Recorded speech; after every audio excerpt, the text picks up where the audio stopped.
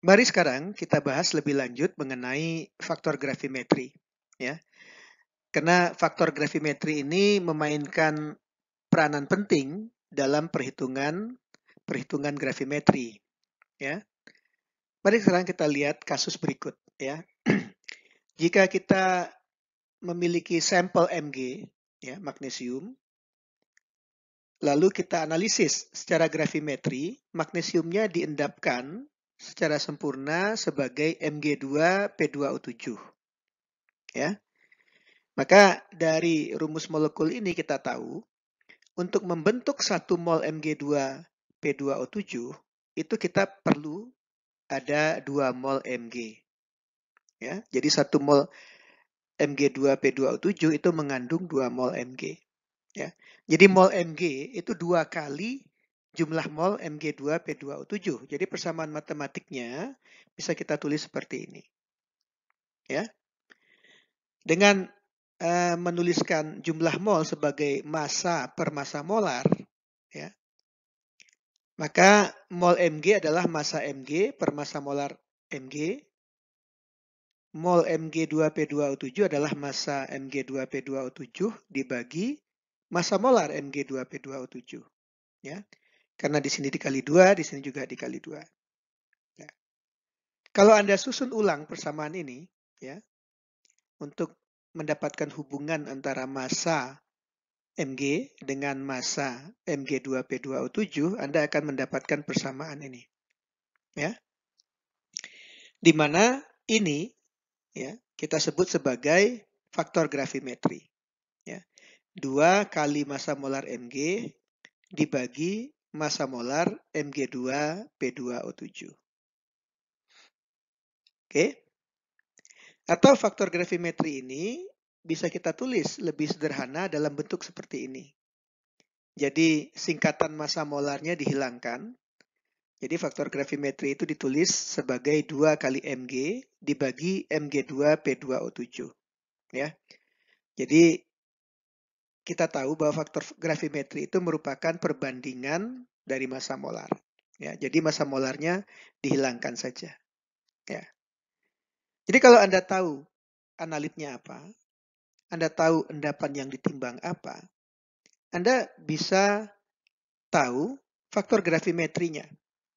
Ya, karena faktor gravimetri untuk penentuan massa analit itu selalu massa molar analit, ya, dibagi dengan massa molar endapan.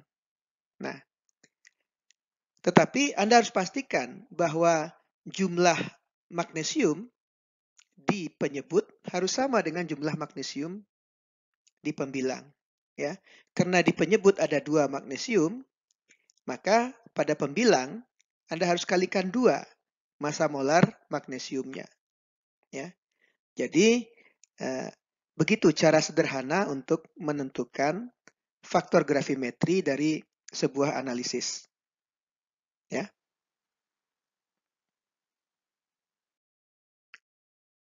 Mari sekarang kita lihat kasus yang lain. Ya.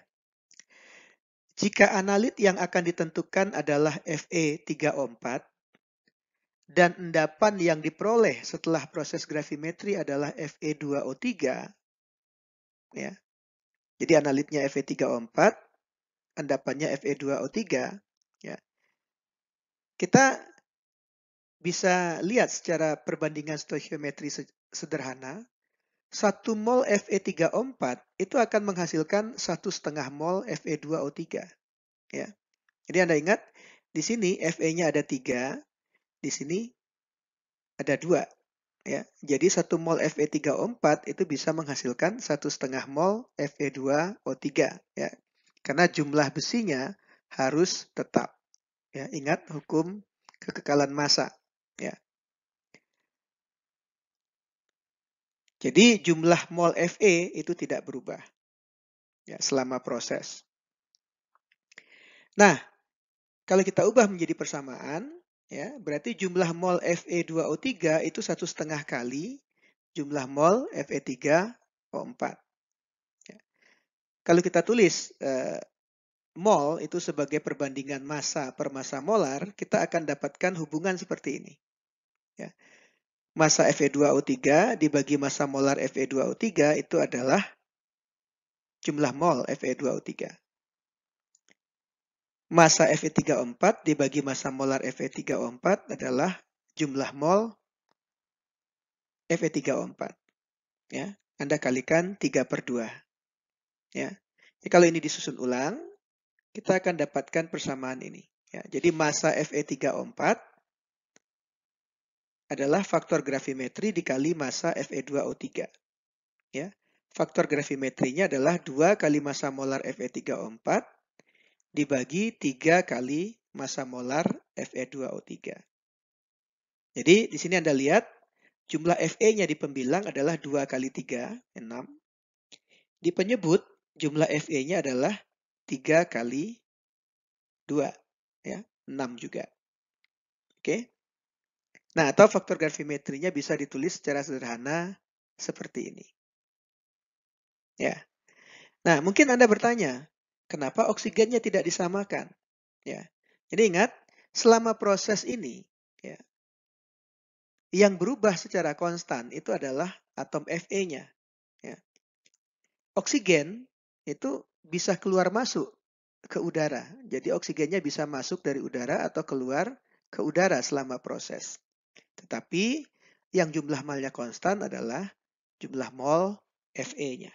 Ya, jadi itu yang harus dipastikan sama pada penulisan faktor gravimetri.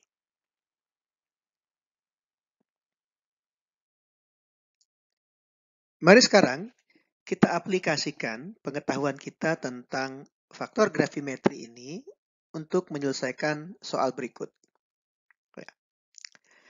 Untuk menentukan kadar magnetit Fe3O4 di dalam batuan, suatu sampel seberat 1,5417 gram dilarutkan dengan HCl pekat, sehingga diperoleh larutan campuran Fe2+ dan Fe3+.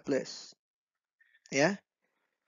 Nah, ion Fe2+-nya kemudian dioksidasi menjadi Fe3+ dengan menambahkan HNO3 dan sejumlah air. Jadi Fe2+-nya kita oksidasi dengan asam nitrat sehingga semuanya berubah menjadi Fe3+. Kemudian seluruh ion Fe3+ diendapkan sebagai FeOH3 dengan menambahkan amoniak. Ya. Nah, setelah endapan disaring, dibilas, lalu dipanaskan, kita akhirnya mendapatkan endapan Fe2O3 seberat 0,8523 gram. Ya. Jadi FeOH3 kali ketika dipanaskan itu berubah menjadi Fe2O3. Pertanyaannya, tentukan persen massa Fe3O4 di dalam sampel.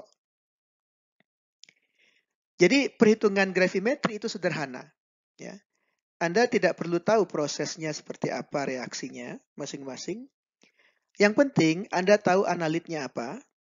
Anda tahu endapan yang ditimbang itu apa. Ya.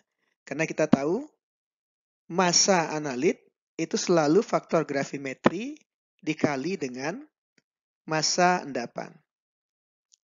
Nah, faktor gravimetri selalu perbandingan dari massa molar analit dibagi dengan massa molar endapan. Dikali suatu faktor. Jadi faktor itu untuk menjamin ya jumlah Fe di pembilang sama dengan jumlah Fe di penyebut. Jadi dalam hal ini kita kali 2/3. Ya. Nah, karena massa endapannya sudah kita tahu, kita tinggal masukkan massa molar dari Fe3O4 dan Fe2O3 dikali massa endapan, nah, kita secara sederhana bisa menghitung berapa massa Fe3O4. Ya. Nah, kalau kita ingin menentukan persen Fe3O4, yaitu massa Fe3O4 dibagi massa sampel dikali 100%. Ya. Massa Fe3O4-nya sudah kita hitung tadi. Ya. Dibagi massa sampelnya 1,5417. dikali 100%. Jadi kita bisa hitung kadar Fe3O4 di dalam sampel itu 53,44%. Ya. Jadi perhitungan gravimetri itu sangat sederhana.